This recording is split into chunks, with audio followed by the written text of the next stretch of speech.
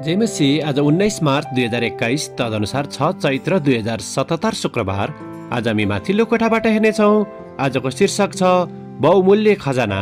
आज हामी परमेश्वरको वचन मत्ती 6को 19 देखि 21 सम्म पाठ गर्नेछौँ।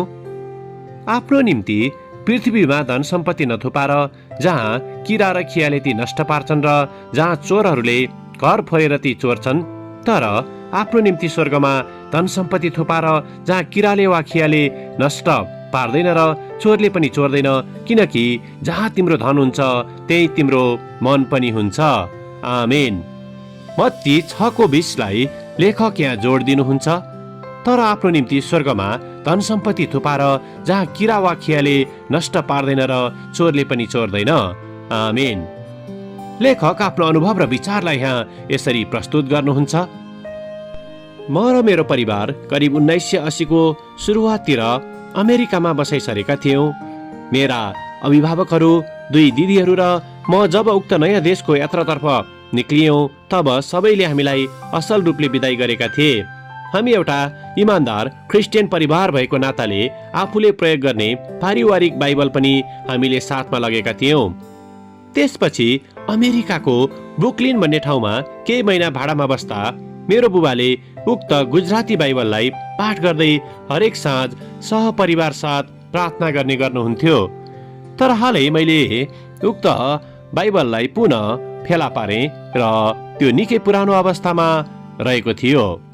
त्यसको छालाको खोल खुइलिएको थियो र पान्नाहरू पनि धेरै ठाउँबाट निस्किएका थिए। उक्त किताबले वर्षौंको समयलाई थेग्न नसकेको अवस्था प्रष्टसाथ देखिन सकिन्थ्यो। यद्यपि त्यहाँ लेखिएका परमेश्वरको वचन अनन्तसम्म रहँदछ भन्ने विषयमा मलाई थाहा थियो।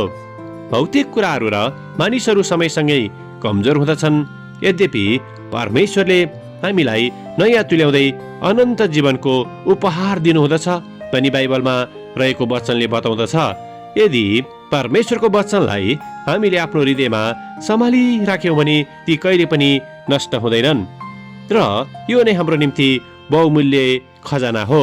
आमेन। आजको विचार, बाइबल परमेश्वरको जीवित वचन हो।